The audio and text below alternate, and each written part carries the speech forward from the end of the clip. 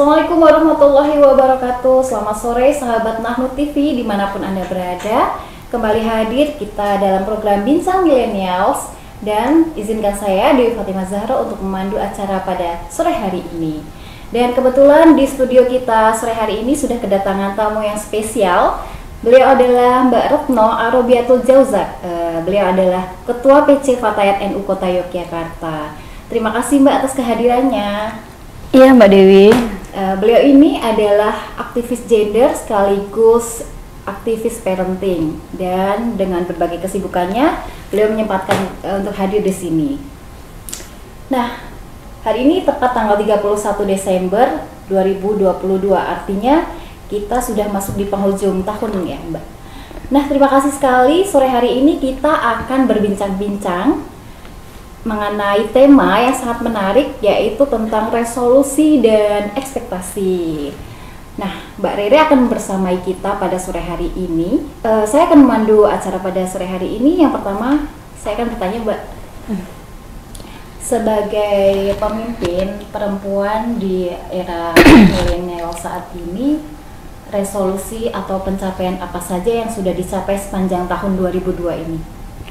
Oke, terima kasih untuk peserta atau penonton ya, penonton semua Nahnu TV yang memang itu elemennya NU, yang memang harapannya nanti podcast ini jadi penutup akhir tahun yang menarik ya. Jadi tidak hanya saya mungkin Mbak Dewi, mungkin semua pemimpin di akhir tahun mempunyai renstra kerja yang kemudian di akhir tahun ini apa saja yang sudah dilakukan. Kalau saya yang dilakukan secara general dari Fatayat sendiri banyak ya. Kita ada bakti sosial, Kesling bersama Unfa, kita juga ada pengajian di seluruh kota Yogyakarta, kita juga ada pendekatan parenting, penulisan database buku, dan semua hal yang memang berkaitan dengan ke-NU-an. Tapi di lain itu saya pribadi juga lagi disibukkan dengan beberapa hal untuk renstra pribadi ya, mungkin ya, kayak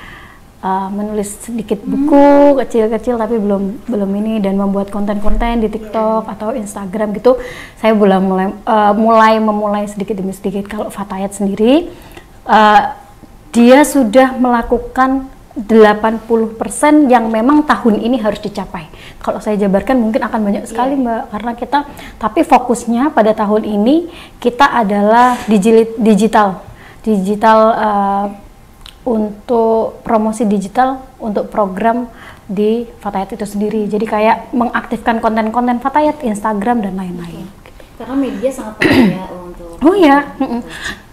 Karena saya lihat untuk Fatayat sendiri ini sudah banyak yang dari kalangan mahasiswa, anak-anak muda ya Mbak, udah tertarik untuk bergabung di Fatayat sendiri. Oh, kalau Fatayat kota ya mungkin khususnya. Kalau Fatayat di kabupaten lain memang masih seperti umumnya, yaitu ibu-ibu muda, usia ibu-ibu yang mempunyai anak 2, 1, tapi tidak terlepas juga memang banyak juga yang muda-muda. Tapi kalau di Fatayat kota sendiri memang yang mendominasi adalah ibu-ibu muda dan pemudi-pemudi yang memang dia baru lulus kuliah atau masih S2 atau itu banyak sekali. Makanya banyak sekali saya temukan ide-ide yang segar dan membawa vibes yang sangat positif kalau bagi saya. Jadi sayanya tuh lebih terpacu untuk ya semangat lah ya membuat. Sangat menarik sekali ya. Tadi banyak program dari Fatayat yang sudah dicapai ya, alhamdulillah, sepanjang 2020. Iya. Nah, saya ingin bertanya, apakah resolusi di tahun 2022 ini sudah sesuai dengan ekspektasi Mbak Rere? Ini resolusi pribadi atau resolusi yang organisasi ya? Ya tadi, yang pertama organisasi. Organisasi yang pribadi ya. Organisasi resolusinya cukup ya, karena memang kita akan melakukan konfer ancap insya Allah di bulan Januari untuk pembahasan konfer ancap itu konferensi anak cabang se-Kota Yogyakarta. Karena kemarin itu kebetulan anak cabang itu dilantik secara bersamaan dan kemudian juga demisioner juga secara bersamaan. Tapi kalau resolusi pribadi mungkin nggak ada ya. Kalau misalnya resolusi di organisasi pada tahun ini saya pengkaderan di bawah, kemudian juga melakukan program yang memang kita harus mengikuti speednya PW yang memang habis confer will, kita juga PP juga habis selesai demisioner kongres, dan kita juga lagi mau confer ancap. Tapi kalau pribadi resolusinya lumayan sih ya, maksudnya saya banyak belajar untuk mengenali atau menggali lagi apa yang saya inginkan gitu, kayak apa ya, suka apa, hobi apa gitu. Saya resolusinya tercapai lah, alhamdulillah 60-80%, nggak mengecewakan, nggak jadi ekspektasi yang nggak menjadi resolusi di tahun berikutnya, minimal kayak gitu. Mungkin resolusi yang belum tercapai nanti bisa di resolusi di tahun 2023 ya, menjadi resolusi selanjutnya maksudnya. Mungkin pergi ke Korea. Oh ya, itu resolusi saya memang di tahun 2023. Sangat menarik ya. Nah, kita pengen tahu nih, sahabati mungkin yang di luar sana, bagaimana seorang ketua yang masih muda, masih punya baby ya, satu baby dan bagaimana bisa membagi waktu antara kehidupan pribadi dan keluarga, juga untuk kepentingan organisasi. Ya, kalau untuk membagi waktu ya mungkin karena saya anaknya nggak cuma satu, anaknya banyak, karena ada anak-anak kecil-kecil santri. Maksudnya yang diurusin juga banyak. Kalau pribadi apa ya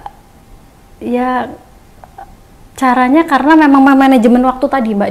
Jadi dari awal saya memutuskan untuk berorganisasi, saya itu sudah memisahkan antara memang kehidupan pribadi dan kehidupan organisasi. Utama prioritasnya adalah keluarga memang.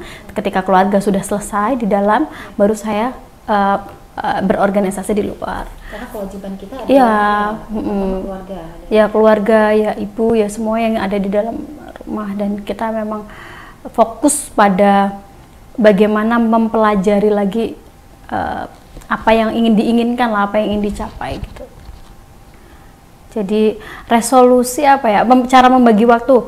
Ya membagi waktunya ya, saya biasanya punya notes ya, note yang memang saya tulis bahwa saya akan kemana dan saya akan apa saja yang akan saya lakukan dan apa saja. Ya saya akan kalau tanpa di schedule atau hanya lewat HP itu biasanya dia ke kadang kepancal, jadi mungkin nggak efektif menurut saya. Saya punya, kalau di rumah itu saya punya styrofoam, jadi ditempel di kamar itu akan ada jadwal yang memang harus apa dan apa, biasanya kayak gitu. Sangat menarik ya Mbak. Nah sebelumnya ini kita juga pengen tahu nih, di sela-sela kesibukan Mbak Rere yang cukup padat, apa saja nih hobi yang digemari? Hobi yang digemari kayak banyak ya, karena memang melalui proses keluar dari quarter life crisis mungkin ya, kita bingung nih mau ngapain, mau jadi apa sih dan lain-lain. Tapi alhamdulillah karena resolusi itu tertulis, jadi apa yang saya inginkan itu tertulis, jadi saya lebih terkontrol apa sih yang saya lakukan, yang ingin saya capai, termasuk salah satunya hobi.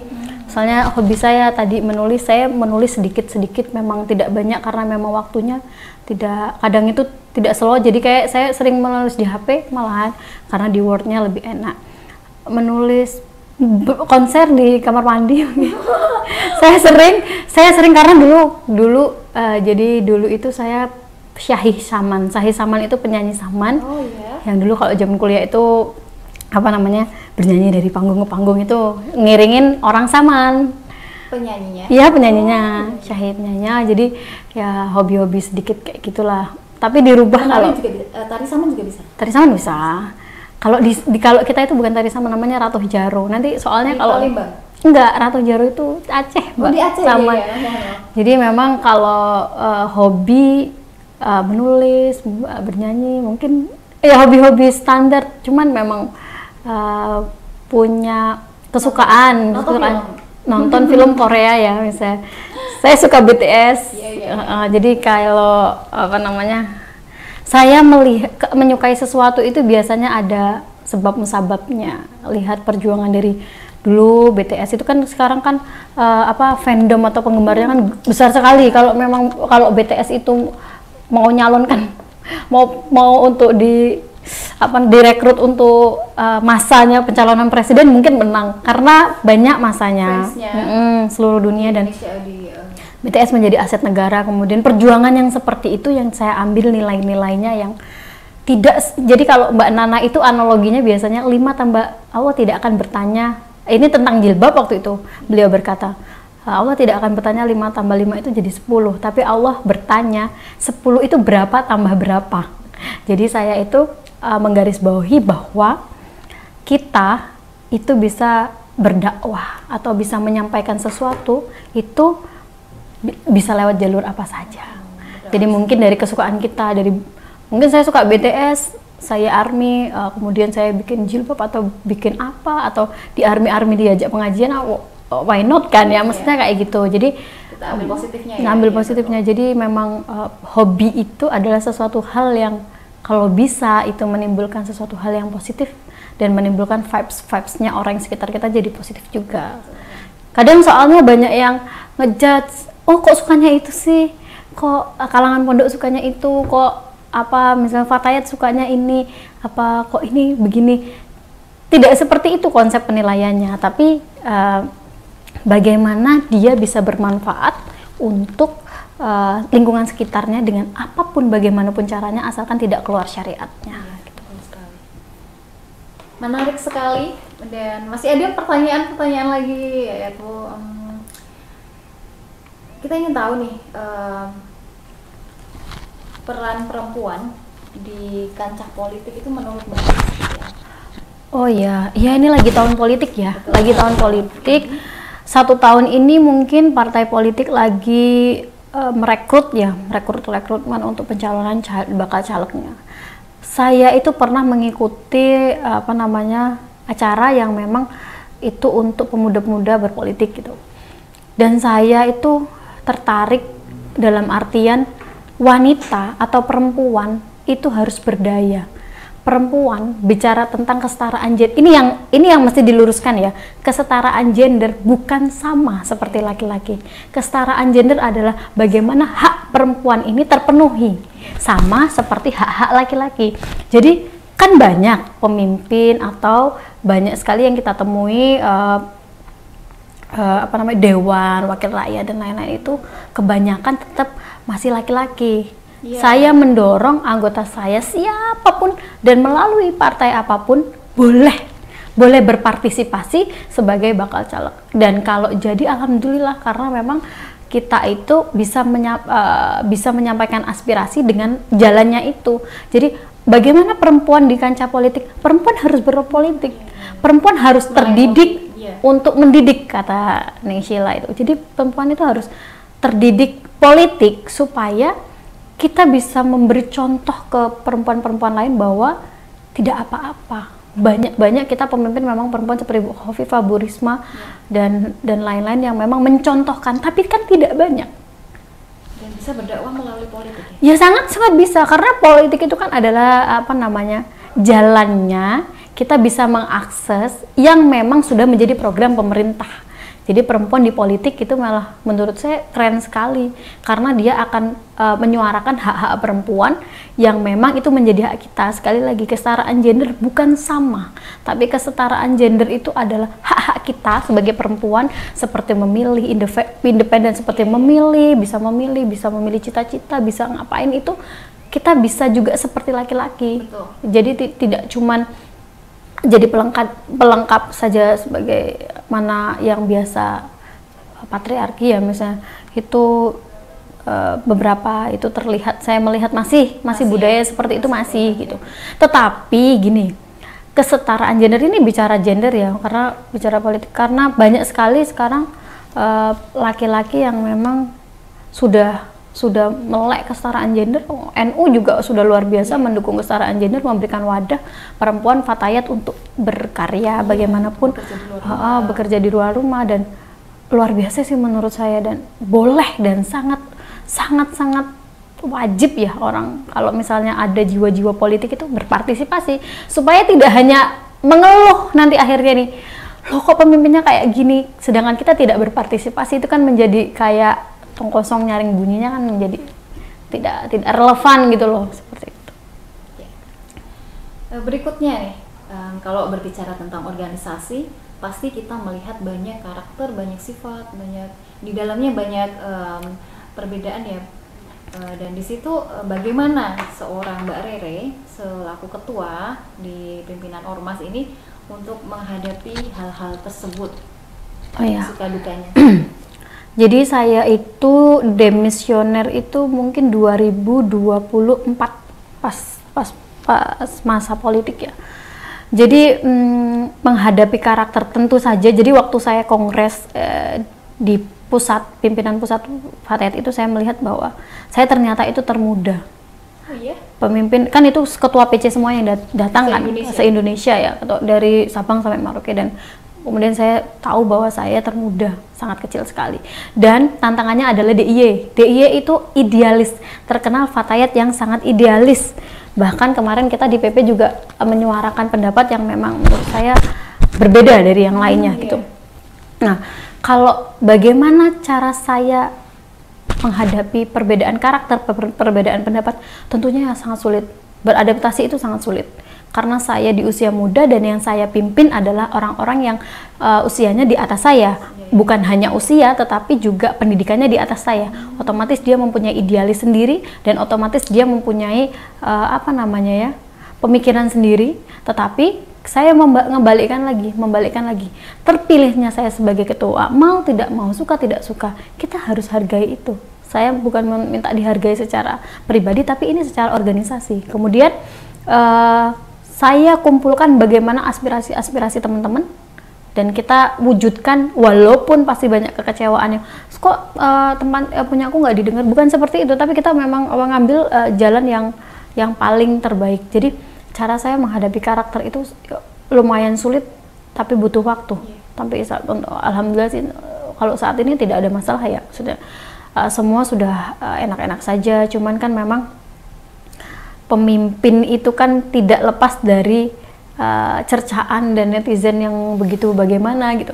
Tapi saya tidak mempunyai banyak tangan untuk menutupi mulut-mulut mereka. Saya cuma punya 2 tangan untuk menutupi telinga saya. Saya tidak pernah. Saya itu. Jadi beberapa waktu lalu ada anggota saya ngadu, begini. Saya pada tahap dimana tidak mau mendengar itu.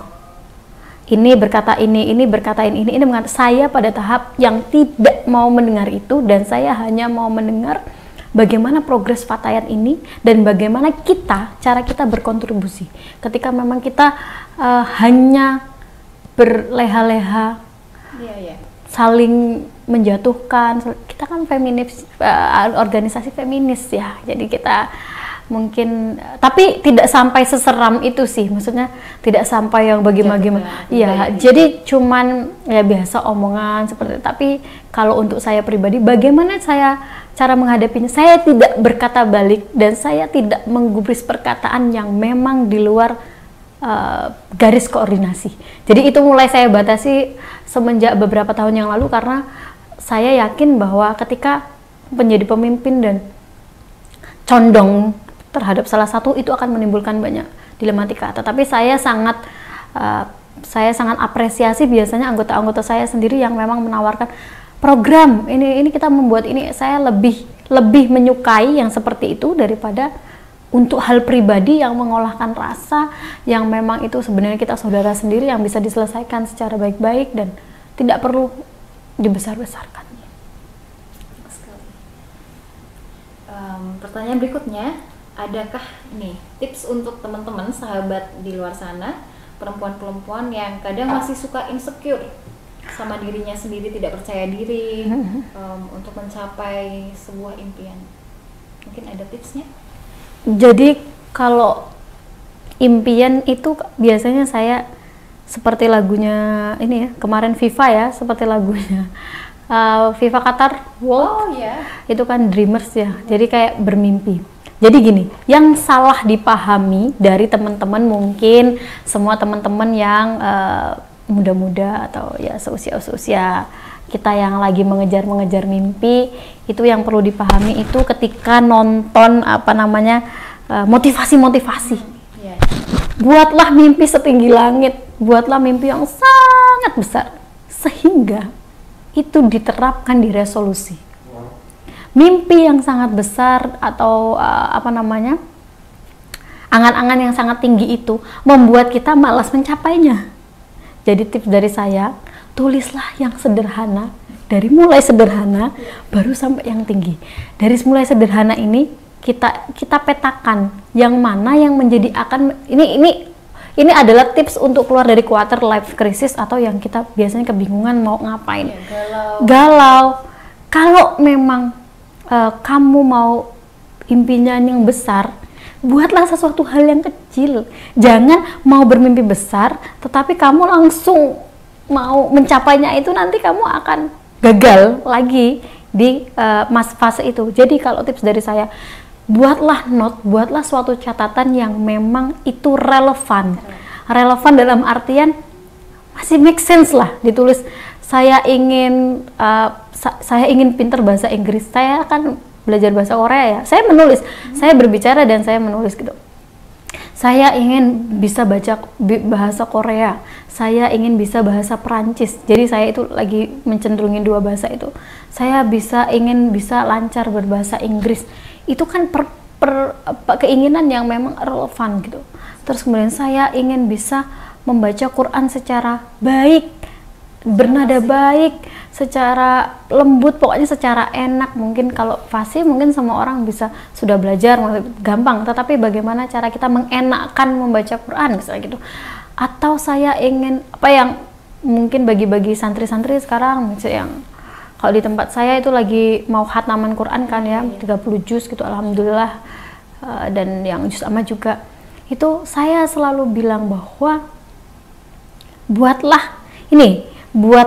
kayak apa ya namanya, perbandingan antara yang ingin kamu capai dan bagaimana cara mencapainya. Jadi jangan terlalu sulit. Kayak saya tadi cuma hal sederhana, saya tulis tercapai satu sedikit. Saya bahasa Korea 6 bulan saya harus bisa gitu. Saya les, saya gimana. Jadi ada langkah khusus. Jadi kalau misalnya Mbak Dewi selesai S2 itu kan ada peta konsepnya ya. Jadi ini yang keliru, pengen sesuatu tapi tidak terkonsep. Kan nanti jawabnya masih gini, Allah kan itu semua takdir Allah subhanahu wa ta'ala, menikah juga takdir Allah subhanahu, semua jodoh di tangan Tuhan. Emang berani ngambil jodoh di tangan Tuhan? Emang mau datang ke Tuhan? Kan ya enggak gitu. Jadi bagaimana caranya menjemput jodoh misalnya gitu, caranya berikhtiar menjemput jodoh, ya itu tadi, menambah value dalam diri kita. Apa sih yang memang kita itu bisa gali lagi? Saya pengen bisa bahasa, saya pengen bisa ini, saya pengen bisa dandan. Karena perempuan itu tidak hanya terlihat dari dalam, karena perempuan itu susah terlihat dari dalamnya kan, kalau nggak kenal jadi nggak tahu kan. Jadi orang itu kan biasanya first impression dulu melihat, terus bagaimana secara perempuan itu menyampaikan sesuatu, bagaimana cara berpikir, bagaimana cara perempuan itu mengambil keputusan, bagaimana sih kita bersosialisasi ini caranya bagaimana gitu. Itu kan perlu dipelajari kalau kita makhluk sosial humaniora, semua itu perlu dipelajari. Hal yang basic yang ke diri kita dulu aja. Jangan kok cita-cita saya ingin menjadi astronot, mungkin ya betul mimpi gitu, tapi ya kan prosesnya akan panjang. Jadi kalau saran saya siapapun yang sedang ingin meraih cita-cita, punya impian, mulailah dari langkah yang kecil. Langkah kecilmu akan membuat hal yang besar. Jadi jangan terpengaruh tentang, jangan memikirkan pencapaian karena kamu akan melalui proses yang panjang. Jadi kayak mungkin kita Mbak Dewi tahu ya, maksudnya kita Fatayat itu tidak mudah beradaptasi di kota ini. Karena saya itu dari kepemimpinan lama punya karakteristik tersendiri yang saya yang milenial yang memang mempunyai karakteristik sendiri, yang karakteristiknya menjadi kuat. Kita kuat di relasi dan kita kuat di bagaimana media, kita harus kuat di bagaimana kita menjalankan program yang terstruktur, yang struktur lah ya, maksudnya kita lebih yang begitu gitu. Kita kurang di misalnya amaliahan, bagaimana kita memang kurang, cuman ada plus minusnya. Jadi kalau pribadi saya sebagai manusia dan sebagai individu, untuk mencapai sesuatu hal itu saya yakin tidak mudah. Tidak ada sesuatu hal yang mudah. Bahkan menikah itu bukan sesuatu hal yang mudah. Karena kalau mudah itu nggak jadi ibadah paling besar. Itu ya. menikah itu tidak mudah, kalau mudah tidak jadi ibadah paling besar. Terus juga sukses, kalau kita lihat itu sudah S3, itu sudah cantik, pinter ngomong, pemimpin, S3, hafal Quran, semuanya hal. Kamu jangan melihat pencapaiannya kemudian kamu iri dan terlena. Kamu lihat proses perjalanannya masih sulit, sulit sekali. Jadi kalau orang melihat sawang sinawang ya bahasanya gitu, saya menjadi pemimpin, saya bagaimana, saya ngurusin apa, itu juga saya tertatih-tatih di rumah juga, ngatur jadwal, saya juga harus bagaimana menyediakan makan, bagaimana saya harus memanage kuliah saya juga sekarang belum selesai gitu. Jadi memang banyak kapasitas di dalam diri yang harus kita keluarkan sehingga kita punya power, punya kekuatan untuk menjalani resolusi tadi. Saya itu paling, kenapa kemarin saya ketika ditawarin beberapa judul dan saya mengambil resolusi, karena ini adalah dilematika dan akan teman-teman teman-teman dan sahabat semua itu lakukan berresolusi.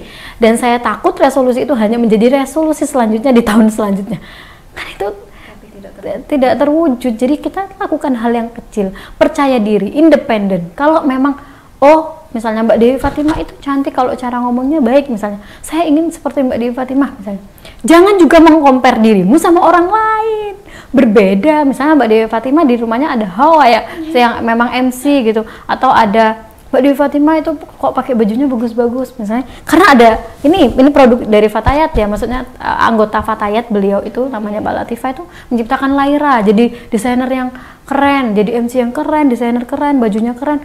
Jadi tapi tidak boleh mengcompare loh ya, karena itu bisa bikin iri, Mbak. Saya yakin itu ada yang menjadikan motivasi hal positif, ada yang menjadikan itu sebuah bahan iri misalnya. Jadi segala sesuatu hal yang kita pandang itu akan menjadi apa, itu tergantung pemikiran kita. Akan menjadi apa, akankah beraura positif atau aura yang malah negatif dan malah kayak menjatuhkan satu sama lain. Produknya si Latifah nggak bagus, produknya ini aja yang bagus, karena dia hanya iri misalnya gitu. Jadi kan saya pernah mendengar sesuatu hal yang menurut saya sangat baik, itu kutipan pepatah yang mengatakan, iri itu muncul karena kamu tidak bisa, iri itu hadir karena kamu tidak mampu, iri itu adalah pengelolaan perasaan yang salah dan kamu benarkan. Oh iya ya, Latifah kan di Fatayat, ya jelas lah. Jadi yang mengiyakan gitu, tidak mengambil positif. Kecuali kalau saya pribadi melihat kader-kader saya, ada yang jadi MC, ada yang jadi desainer, ada percetakan, produktif, banyak. Jadi gini, kalau Fatayat Kota apa sih keistimewaannya? Keistimewaan kita adalah berdaya. Semua anggota kita itu berdaya masing-masing dengan kemampuannya, walaupun saya itu tidak mengarahkan, tapi mereka berdaya mengambil relasi tadi, kemudian dijadikan sesuatu hal untuk pribadinya, nggak apa-apa asalkan positif ya. Jadi bisa bermanfaat. Iya, dan bisa dan timbal baliknya itu ke Fatayat juga gitu. Jadi memang menurut saya membawa nama Fatayat Kota, dan ya menurut saya itu suatu pencapaiannya luar biasa, karena kan kita berkhidmat itu tanpa tanda jasa ya. Jadi memang kita lillahi ta'ala, dan seharusnya memang kita tidak memanfaatkan organisasi menjadi hal yang salah. Jadi menurut saya ya kita itu sekarang menjalani saja amaliyah dari pendahulu kita gitu. Jadi kita membesarkan dengan cara yang sederhana, cara-cara kecil kita itu bisa membuat langkah yang besar. Jadi tidak perlu ngoyo, saya harus jadi apa, nggak usah. Jadi kayak jalani aja gitu. Niat berkhidmah di NU ini ya. Ya, niat berkhidmah, dan alhamdulillah kalau mendapatkan saudara baru, alhamdulillah mendapatkan teman baru. Saya itu sudah sudah tua, kalau bahasa Jawanya itu sudah sampai kenyang ya Mbak Dewi mungkin.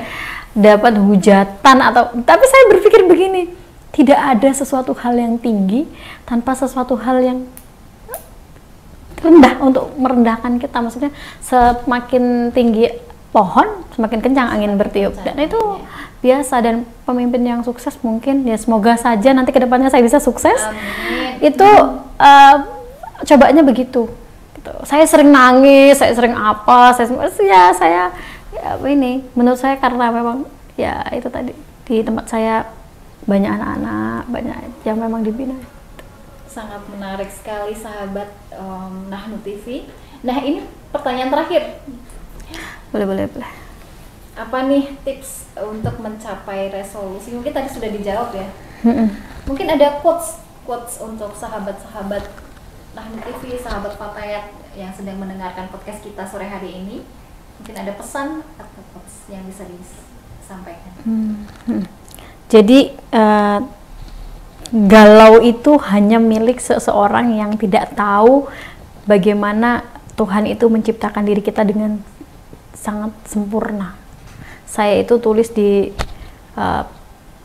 saya nulis kemarin di TikTok saya yang alhamdulillah Mbak Dewi, saya tuh baru buat akun gitu yang viewersnya satu jam itu bisa 900 di TikTok tuh. Saya nulis jangan pernah kecewa terhadap ciptaan Tuhan, karena Allah itu menciptakan kita dengan bentuk yang sangat sempurna, dengan maksud yang sangat sempurna, dan tidak mungkin kita mau dilahirkan di dunia ini kalau tidak ada maksud lain. Dan tidak mungkin tidak ada kebahagiaan untuk kita ketika kita sama Allah itu, ketika ditanya itu mau dilahirkan di dunia. Itu tidak mungkin. Ada sesuatu hal yang kok gak enak terus kamu mau dilahirkan, itu ya gak mungkin. Jadi saya yakin, saya percaya nih, setiap kalian, di antara kalian adalah makhluk yang paling baik.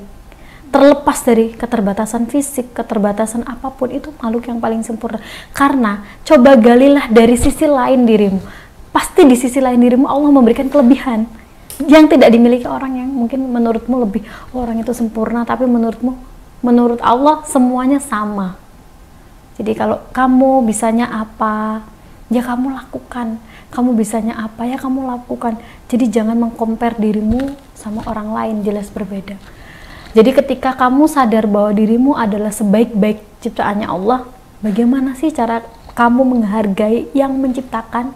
Yaitu mengapresiasi, setiap saya itu ingin berpesan sama teman-teman, coba deh dicermin gitu, bilang terima kasih tubuh, terima kasih diri, terima kasih mata, terima kasih telinga, terima kasih sudah menemani hari-hari. Seberapa berat pun cobaan itu adalah aku tidak pernah memaknai Allah itu benci sama kita, jadi kita dicoba gitu. Bukan. Allah itu menaikkan value kita, menaikkan kualitas diri kita dengan cara menguji. Bagaimana kualitas kita menjadi terupgrade kalau kita tidak diuji sama Allah kan? Jadi Allah itu sebaik-baik pemberi kehidupan, karena Allah tahu bagaimana cara mengelola hambanya.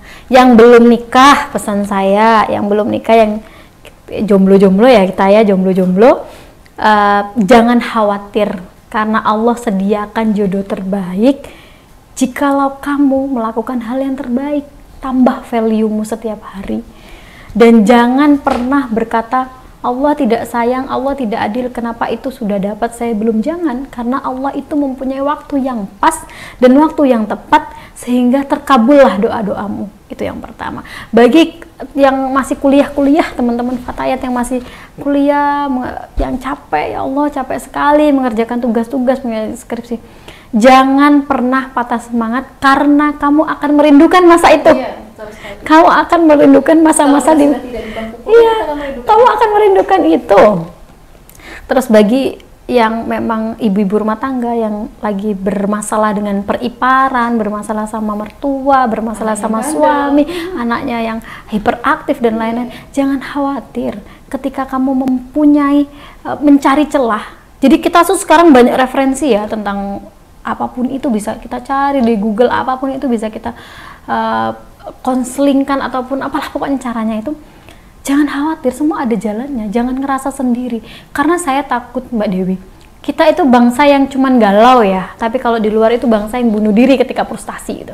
Tapi Indonesia adalah bangsa yang ketika galau dia mager, ketika mager dia nggak akan ngelakuin apapun. Nah, saya ingin mengajak teman-teman ketika mager, ketika galau, ketika apapun, lakukan apa yang memang membuat kamu happy tanpa memikirkan apapun. Dan harus hal yang positif. Saya tidak biasanya ini nulis, tapi saya nulis, gak apa. Saya tidak biasanya nyanyi, saya nyanyi, gak masalah. Kita harus mencoba hal-hal yang baru. Keluar dari comfort zone itu bukan berarti kita menjadi orang lain, tapi kita sedang menggali banyaknya value di dalam diri kita. Nah itu, jadi saya ingin berpesan itu udah life cycle approach ya, sudah termasuk circle dalam kehidupan. Atau yang lagi capek-capek, bapak-bapak yang lagi capek bekerja, lagi mas-mas yang lagi capek, semuanya lah pokoknya. Gini-gini aja ya hidup, gini-gini aku pengen jadi Bill Gates dan lain-lain. Enggak. Jangan berpikir orang yang kamu impikan itu hidupnya bahagia selalu. Enggak. Dia ada fase yang kayak kamu juga kok gitu. Jadi jangan berpikir hanya alah aku tuh galau lah, aku tuh nggak punya apa. Orang lain lebih bahagia, enak tuh bisa beli ini, bisa beli ini. Jangan berpikir begitu karena itu hanya membebani pikiranmu, kemudian kamu tambah mager lagi. Pasti itu tambah bikin males lagi gitu loh. Sekarang ada sosial media yang mewadai kita semuanya. Daripada diisi konten-konten yang negatif, mendingan ayolah ngapain kayak di sosial media, tulis, buat video atau konten. Iya, jadi tidak ada masalah tanpa solusi. Jadi Allah itu membersamai kita, bukan hanya menguji. Allah itu tidak hanya mengecolkan kita atau bahasanya Indonesia melepaskan kita di dunia ini hanya sendiri. Ada malaikat yang menjaga, ada pikiran dan hati. Jadi banyak ya. Makanya saya bilang kalau biasanya perempuan itu selalu mengedepankan hati, laki-laki selalu mengedepankan pikiran, logika. Bagaimana kalau hal itu mulai sekarang juga dirubah nih sedikit demi sedikit. Ketika laki-laki memikirkan sesuatu, coba ambil dari sisi hati nuraninya. Ketika perempuan memikirkan dengan hati galau-galau, coba pikirkan secara logisnya. Jadi happy lah, berbahagialah kita semua atas apa yang sedang kita jalani. Apa yang sedang kita jalani, berbahagialah. Menurut saya itu udah yang saya itu soalnya lagi di fase yang bahagia banget Mbak, menemui, menggali-gali lagi apa yang kita sukai, apa yang kita nggak sukai. Saya tidak terlepas dari kesalahan. Saya tuh banyak kekurangan, saya banyak kesalahan. Berkata bukan menggurui, mohon maaf kalau sepanjang pembicaraan saya agak menyinggung atau terkesan menggurui, tapi saya tidak berniat menggurui, tetapi saya berbagi pengalaman dan saya ingin mengajak teman-teman sekalian itu bermakna positif semualah. Ketika saya memang ada negatifnya ya dimaknain aja positif, ya dimaklumi lah gitu. Maksudnya kita, Mbak Dewi, misalnya semuanya kita bermakna dan ingin mengajak sesuatu hal yang positif lah intinya, bukan negatif. Sangat menarik bincang kita pada sore hari ini, sangat menginspirasi sekali. Dan tapi sayang sekali waktunya sudah habis Mbak. Iya. Semoga lain kali bisa datang lagi di studio Nahnu TV. Dan saya sapa dulu sahabat Nahnu TV. Sepertinya ada pertanyaan nih tadi ya. Oh, boleh ya. Ada pertanyaan dari sahabat Risma. Neng, bagaimana caranya agar kita hidupnya tidak monoton, bisa bervariasi? Bagaimana caranya kita tidak monoton adalah keluar dari comfort zone. Sesuatu hal yang monoton adalah sesuatu hal yang diulang-ulang. Itu namanya definisi dari kebiasaan. Kebiasaan adalah sesuatu hal yang diulang-ulang. Jadi itu ya ada yang disebutkan monoton. Bagaimana caranya tidak monoton, keluar dari comfort zone? Kamu sudah tahu kamu nyaman jadi seorang Risma. Kamu nyaman. Bagaimana kalau kamu belajar sesuatu hal yang lain dari kamu? Menjadi pelukis atau menjadi apapun yang memang mendekati yang kamu sukai, yang kamu penasarani gitu.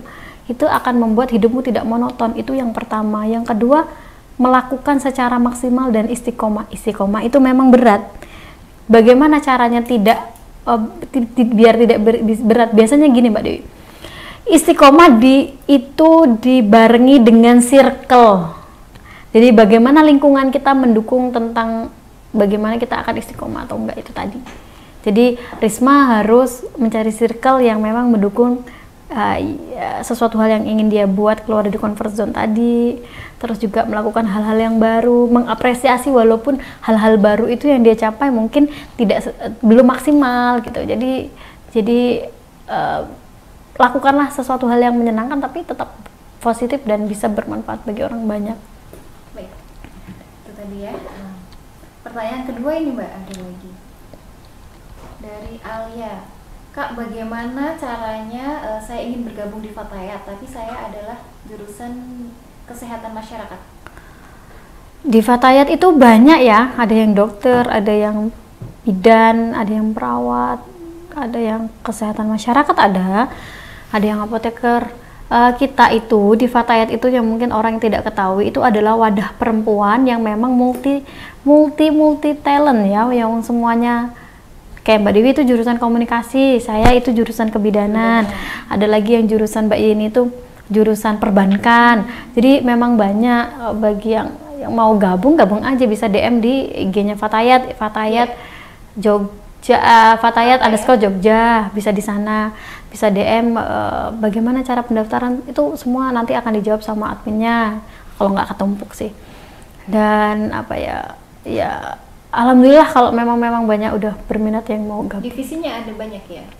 Divisi Fatayat ada 7, ada bidang OPP, pengkaderan, bidang sosial budaya, bidang advokasi, bidang Kesling, kesehatan lingkungan, bidang dakwah, banyak ya, banyak tuh, ada 7 bidang. Seni dan ada ya?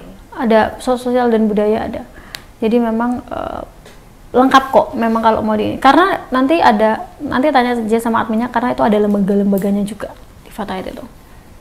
Iya, itu tadi jawaban dari Ketua Fatayat NU Kota Yogyakarta. Alhamdulillah sudah terjawab semua ya. Ya, alhamdulillah. Dan bincang sore hari ini kita sudahi. Saya mengucapkan terima kasih atas kehadiran Mbak Rere Ya, di studio sama-sama. Nahu TV. Semoga lain kali kita bisa sharing-sharing lagi ya Mbak. Boleh. Sangat menginspirasi sekali. Dan alhamdulillah kita akan tutup acara bincang sore pada hari ini. Semoga kita bisa mengambil hikmah atas perbincangan kita, dan sampai jumpa di minggu berikutnya. Wassalamualaikum warahmatullahi wabarakatuh.